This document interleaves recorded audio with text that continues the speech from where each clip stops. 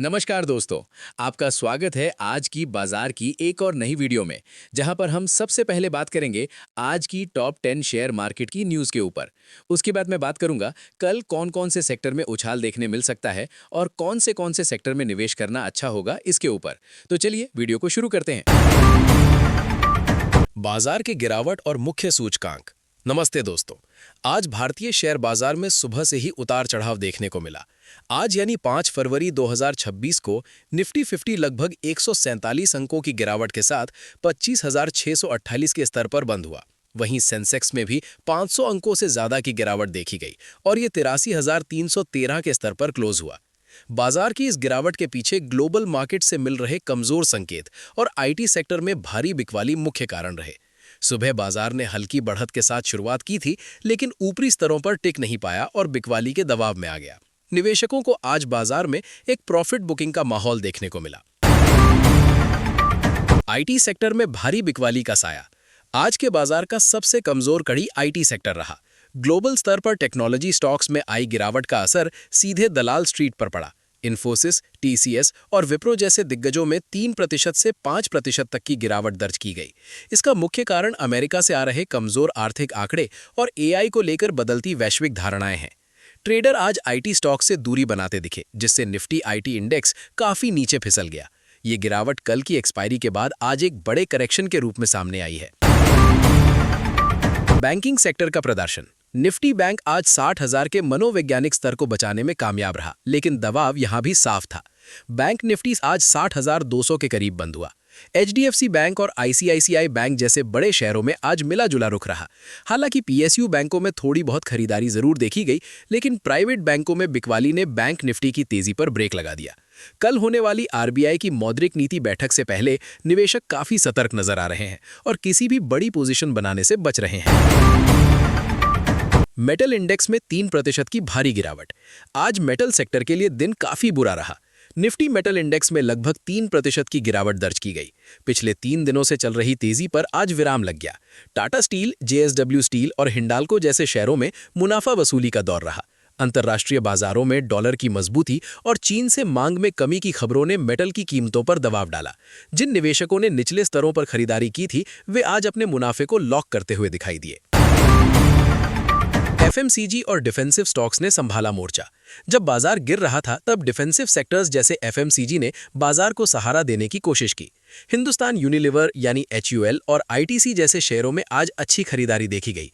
ITC के share में लगभग 4.5% की तेजी रही, जो बाजार के लिए एक राहत की बात थी। जब भी मार्केट में अनिश्चितता होती है, निवेशक सुरक्षित माने जाने वाले शेयरों की ओर रुख करते हैं।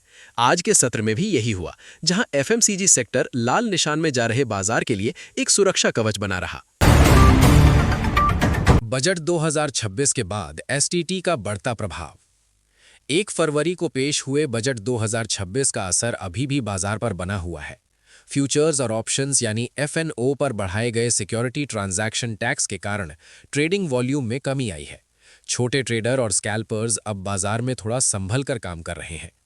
आज भी बाजार में वॉल्यूम उम्मीद से कम रहा, जिसका श्रेय बजट में टैक्स वृद्धि को दिया जा रहा है। एक्सचेंज शेयरों जैसे बीएसई और एंजल वन में आज फिर से सुस्ती देखी गई, क्योंकि निवेशक भविष्य में ब्रोकरेज रेवेन्यू घटने की आशंका जता रहे हैं। भारत अमेरिका व्यापार समझौते की खबर। बाजार में एक सकारात्मक खबर ये रही कि भारत और अमेरिका के बीच व्यापार समझौते की पहली किश्त तैयार हो गई है। इसका औपचारिक ऐलान मार्च के मध्य तक हो सकता है। हालांकि आज मार्केट गिर गया, लेकिन इस खबर ने भविष्य के लिए एक उम्मीद जगाई है। कपड़ा और रत्न आभूषण जैसे एक्सपोर्ट ओरिएंटेड सेक्टर्स को इस डील से काफी फायदा होने की उम्मीद है। ट्रेडर्स इस खबर को लंबी अवधि के नजरिए से देख रहे हैं और इसे भारतीय अर्थव्यवस्था के लिए एक बड़ा बूस्ट मान रहे हैं। रिलायंस इंडस्ट्रीज में बिकवाली। बाजार के दिग्गज रिलायंस इंडस्ट्रीज यानी आरआईएल ने आज निफ्टी को नीचे खींचने में बड़ी भूमिका निभाई। आज रिलायंस के शेयर में 2% से ज्यादा की गिरावट रही। एनर्जी और पेट्रोकेमिकल सेगमेंट में कमजोर मार्जिन की चिंताओं के कारण निवेशक इसमें बिकवाली कर रहे हैं। रिलायंस का 200 दिन के ईएमए के पास जाना तकनीकी रूप से थोड़ा चिंताजनक लग रहा है। यदि ये सपोर्ट लेवल टूटता है, तो निफ्टी में और भी बड़ी गिरावट की संभावना बढ़ सकती है। मिड कैप और स्मॉल कैप का हाल। ब्रॉडर मार्केट यानी मिड कैप और स्मॉल कैप इंडेक्स में भी आज बिकवाली का दबाव रहा। स्मॉल कैप इंडेक्स लगभग 1.5% नीचे बंद हुआ।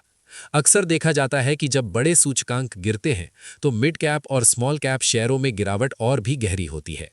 आज कई क्वालिटी मिड कैप स्टॉक्स में 5% से 7% तक का कट देखा गया। हालांकि कुछ चुनिंदा शेयरों में कॉर्पोरेट एक्शन जैसे स्टॉक स्प्लिट और बोनस की खबरों के चलते तेजी भी बनी रही।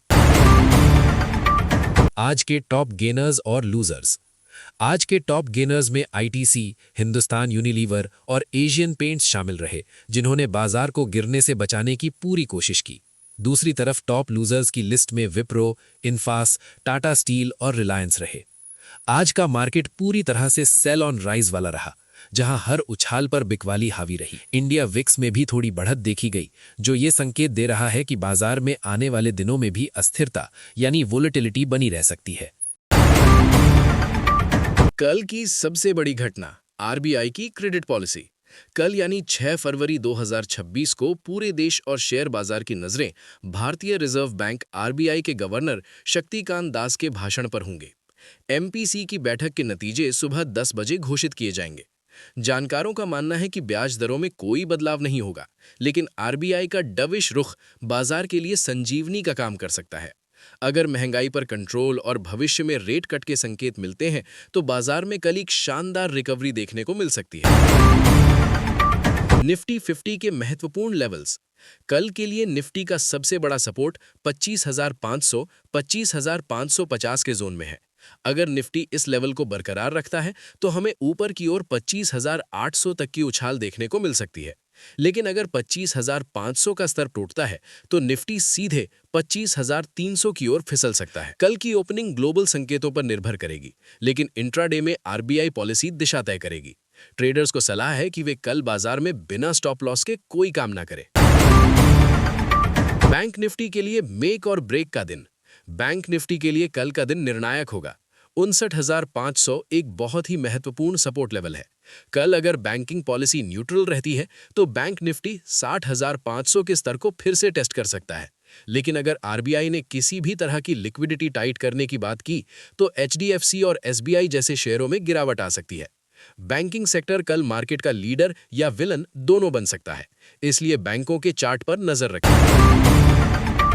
ऑटो सेक्टर पर रहेगा फोकस।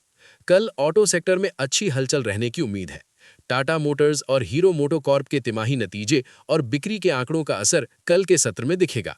विशेष रूप से कमर्शियल व्हीकल और इलेक्ट्रिक व्हीकल सेगमेंट में सकारात्मक खबरों से ऑटो इंडेक्स कल निफ्टी को सहारा दे सकता है। मारुति सुजुकी और आइशर मोटर्स जैसे स्टॉक्स में कल एक बाय ऑन डिप की रणनीति अपनाई जा सकती है, बशर्ते ग्लोबल मार्केट स्थिर रहे। फार्मा सेक्टर में तेजी की संभावना। आईटी और मेटल की कमजोरी के बीच फार्मा सेक्टर कल आउट परफॉर्म कर सकता है। सिप्ला और सन फार्मा जैसे शहरों में आज भी मजबूती देखी गई थी, जो कल भी जारी रह सकती है। जब भी बाजार में अनिश्चितता होती है तो फार्मा को एक सेफ हेवन माना जाता है। कल अगर निफ्टी सुस्त रहता है तो फार्मा स्टॉक्स में 1% से 2% की तेजी की उम्मीद की जा सकती है। निवेशक सिप्ला और डॉक्टर रेड्डीज जैसे स्टॉक्स को अपनी वॉच लिस्ट में रख सकते हैं। इंफ्रास्ट्रक्चर और सीमेंट स्टॉक्स पर नजर। बजट 2026 में इंफ्रास्ट्रक्चर पर दिए गए जोर का असर कल सीमेंट और कंस्ट्रक्शन शेयरों में दिख सकता है। एल&टी और अल्ट्राटेक सीमेंट जैसे शेयर कल अपनी तेजी को फिर से शुरू कर सकते हैं। बजट के बाद से इन शेयरों में थोड़ा कंसोलिडेशन हुआ है और अब ये फिर से रैली के लिए तैयार लग रहे हैं। कल आरबीआई की कमेंट्री अगर हाउसिंग और इंफ्रा लोन को लेकर नरम रहती है तो इन शेयरों में पंख लग सकते हैं। आईटी सेक्टर, क्या रिकवरी होगी? कल आईटी सेक्टर में एक डेड कैट बाउंस यानी थोड़ी रिकवरी देखी जा सकती है। आज की भारी गिरावट के बाद कई शेयर ओवरसोल्ड जोन में पहुंच गए हैं। नैस्डैक की आज रात की क्लोजिंग कल हमारे आईटी स्टॉक्स की दिशा तय करेगी। अगर अमेरिकी बाजारों में आज रात स्थिरता आती है तो कल टीसीएस और एचसीएल टेक में शॉर्ट कवरिंग देखने को मिल सकती है। हालांकि लंबी अवधि के लिए अभी भी आईटी में सावधानी बरतने की जरूरत है। रिलायंस इंडस्ट्रीज 2500 का स्तर रिलायंस कल बाजार का ट्रिगर बन सकता है। अगर रिलायंस 2500 के अपने महत्वपूर्ण सपोर्ट से उछाल लेता है तो निफ्टी आसानी से 100-150 अंक ऊपर चला जाएगा। तकनीकी विश्लेषकों का मानना है कि रिलायंस अब एक सपोर्ट जोन में है और यहां से बिकवाली कम होनी चाहिए। कल रिलायंस में होने वाली हलचल पूरे इंडेक्स की दशा और दिशा तय करेगी। बड़े फंड्स कल रिलायंस में निचले स्तरों पर खरीदारी शुरू कर सकते हैं। स्टॉक्स जो रडार पर रहेंगे, स्टॉक स्प्लिट और बोनस। कल कुछ चुनिंदा शेयर कॉर्पोरेट एक्शन की वजह से चर्चा में रहेंगे, विशेष रूप से वे कंपनियां जिन्होंने स्टॉक स्प्लिट 1:10 का ऐलान किया है और जिनकी रिकॉर्ड डेट 6 फरवरी है, उनमें भारी वॉल्यूम देखा जा सकता है। ऐसे स्टॉक्स में रिटेल निवेशकों की दिलचस्पी बढ़ जाती है। निवेशकों को सलाह है कि केवल खबरों के आधार पर न कूदें, बल्कि कंपनी के फंडामेंटल्स और चार्ट स्ट्रक्चर को भी जरूर देखें। ग्लोबल मार्केट से क्या संकेत हैं? कल सुबह गिफ्ट निफ्टी से मिलने वाले संकेत बहुत महत्वपूर्ण होंगे। अमेरिकी डॉलर इंडेक्स और कच्चा तेल की कीमतों में स्थिरता भारतीय बाजार के लिए अच्छी खबर होगी। अगर कल सुबह एशियाई बाजार जैसे निक्केई और कोस्पी में रिकवरी होती है, तो हमारा बाजार भी गैप अप ओपनिंग दे सकता है। हालांकि कल का दिन पूरी तरह से डोमेस्टिक ट्रिगर्स यानी आरबीआई पॉलिसी के नाम रहने वाला है। रियल एस्टेट सेक्टर की उम्मीदें। रियल एस्टेट सेक्टर कल आरबीआई पॉलिसी का सबसे ज्यादा फायदा उठा सकता है। अगर गवर्नर होम लोन दरों को स्थिर रखने का आश्वासन देते हैं, तो डीएलएफ, गोदरेज प्रॉपर्टीज जैसे शेयरों में 3% से 4% की तेजी आ सकती है। पिछले कुछ हफ्तों से यह सेक्टर थोड़ा दबा हुआ है, लेकिन मांग अभी भी मजबूत बनी हुई है। कल की पॉलिसी कमेंट्री इस सेक्टर के लिए टर्निंग पॉइंट साबित हो सकती है। रिन्यूएबल एनर्जी और पावर स्टॉक्स। पावर ग्रिड और टाटा पावर जैसे स्टॉक्स में कल खरीदारी की उम्मीद है।